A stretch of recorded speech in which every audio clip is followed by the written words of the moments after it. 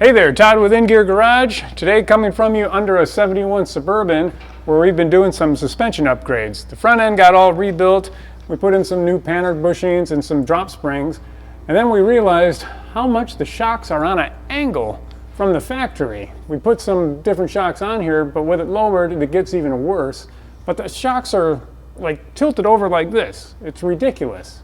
So we did a little bit of sleuthing and we found out that Hotchkis Performance offers a nice set of shock relocation brackets that just bolt on in place. The Hotchkis Performance offers their shock kit that comes with the upper mount, that's this one. It's going to bolt in place of the other mount, which we're going to have to grind the rivets off to bolt this in place. But you'll notice that this has two different shock locations depending on your application. And then the lower bracket is going to replace the factory one that goes under your trailing arm. And this is a beefy bracket, all seriously welded up together and powder coated. It's going to last the duration of your vehicle on this one. And then also Hotchkis includes with their system their new 1.5 Street Performance shocks.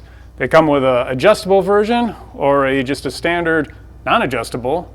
We opted for the adjustable one. It's got 22 different settings for the rebound, smooth body, aluminum housing, lightweight, really nice stuff. Plus they provide a bunch of grade 8 hardware, which that's always a cool thing to get. So we're going to go ahead and start by removing the shock and getting out the grinding wheel and taking off the top.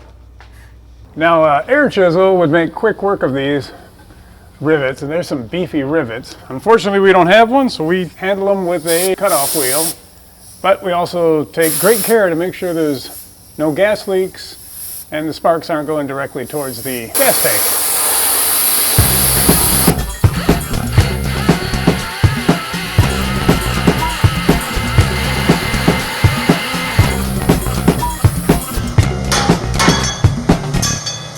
Well, there we go. A little extra grinding, a little prying and some pounding, but we got it going. I'm going to go ahead and get the new brackets in place with the shock mounts going towards the rear. Hotchkis already supplies some nice grade 8 hardware for us, and they bolt right in place.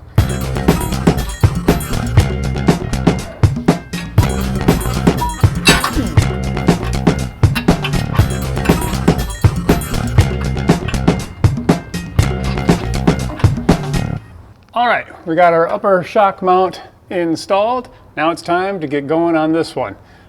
We went ahead and lube up these threads, clean them up, and then you need to support the trailing arm, which we've got with this bottle jack on there, and then just get these nuts off. And these ones are a hassle. And that one wasn't too bad. Somebody ran off with my breaker bar, I guess. So we need a little leverage, but you gotta be loving Southwest vehicles, man, I tell you what. There we go. I don't know what the torque spec is, but it's a lot. There we go. A lot of lube, a lot of muscle.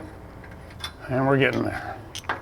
Again, make sure you have the trailing arm supported with the bulk of the weight off the ground. And the plate should come right on down.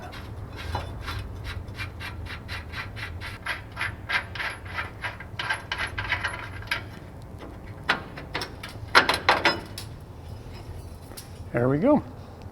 It's a good time to get a wire brush and clean up all the threads and all the goo underneath too. Okay, your threads are all cleaned up. The new bracket just simply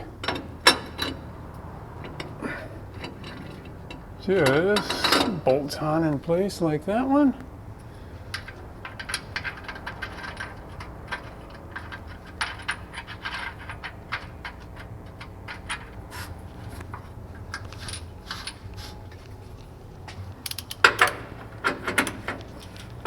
And from what you can see when I took these off, I don't think it's possible to ever over tighten them.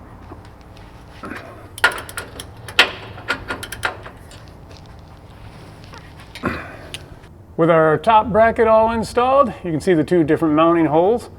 And then down below, we've got the new lower bracket installed.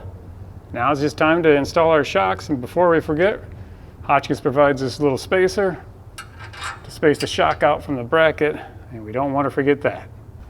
Well, the brackets from Hotchkis all bolted right in place. The shock's in a much more useful position now, so we're just nothing left to do but get it down on the ground and take it out for a test ride and try some different settings on these 1.5 shocks. But if you have any questions, you can go ahead and look up Hotchkis at hotchkis.net or give them a call. They'll be happy to help you and see what they recommend for your C10 or other muscle car.